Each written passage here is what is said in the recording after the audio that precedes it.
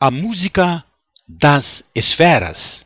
No século VI a.C., Pitágoras descobriu que as notas que produzem uma sensação agradável guardam entre si uma razão de números inteiros.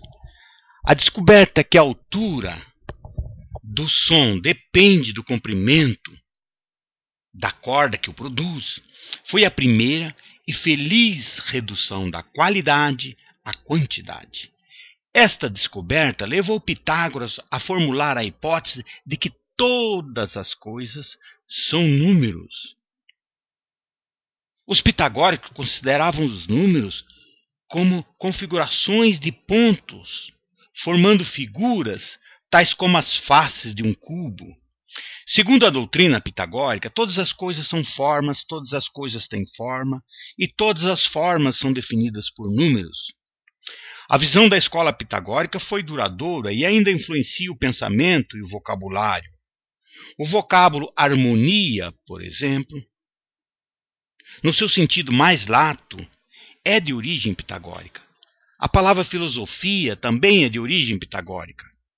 Ao dizer figuras ou casas decimais, estamos usando uma gíria da irmandade pitagórica. Para entender a concepção dos pitagóricos sobre os números, observe que a série dos números quadrados perfeitos pode ser obtida pela soma dos sucessivos números ímpares. Os números ímpares: 1, 3, 5, 7, 9, 11. Os quadrados perfeitos: 1, 4, 9, 16, 25, 36 e assim por diante.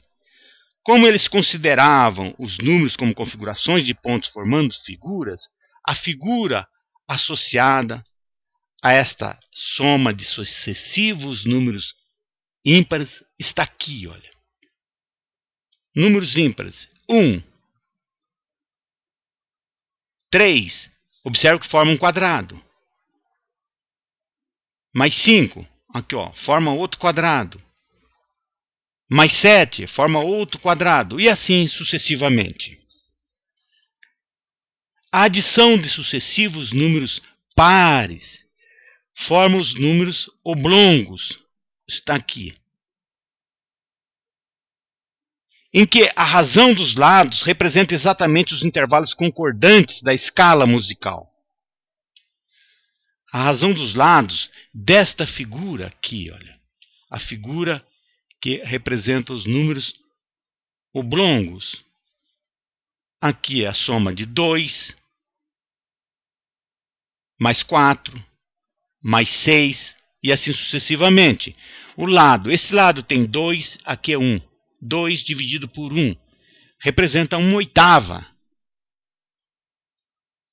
3 dividido por 2, 1/5. 4 dividido por 3, 1/4, e assim por diante. Para o poeta Homero, o mundo era como uma ostra, um disco flutuante rodeado pelo oceano. No universo de Anaximandro, o disco terrestre já não flutua sobre a água. Permanece no centro, suportado por nada e rodeado pelo ar. Para os pitagóricos, a Terra se transforma em uma esfera e, em torno dela, o Sol, a Lua e os planetas giram em círculos concêntricos, cada um preso a uma esfera. Nesta descrição do universo, cada corpo celeste provoca um sussurro musical. É a música das esferas. Cada planeta provocará um tom característico dependendo da razão da respectiva órbita, assim como o tom de uma corda depende do seu comprimento. As órbitas em que os planetas se movem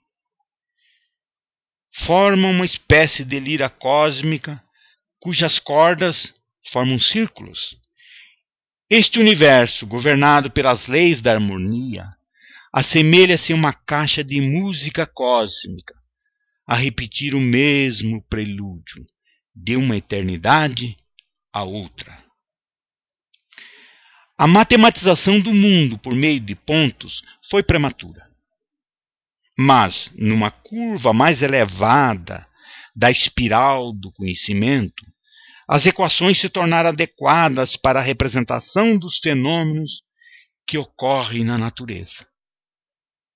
Antes dos pitagóricos, ninguém imaginou que as relações matemáticas poderiam conter segredos da natureza. Platão, Aristóteles, Euclides e Arquimedes são grandes marcos no caminho da nossa cultura. Mas foi Pitágoras quem decidiu lá no início qual o caminho a ser seguido. A magia dos números continua a influenciar o pensamento científico. No modelo atômico de Bohr, os raios das órbitas dos átomos de hidrogênio aumentam com um quadrado de números inteiros, como pode ser verificado nesta figura aqui. Olha.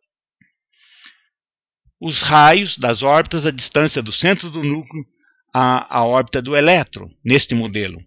Aqui está o primeiro raio, o segundo e o terceiro. Neste caso, neste modelo, os raios são dados por uma constante A0, conhecida como raio do estado fundamental, ou raio de Bohr, multiplicado por n ao quadrado, onde n é um número inteiro, aqui. 1, 2, 3, etc.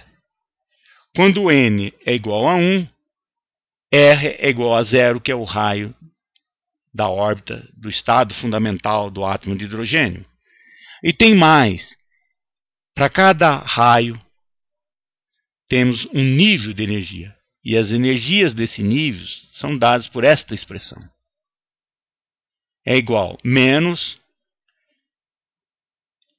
13,6 elétron-volt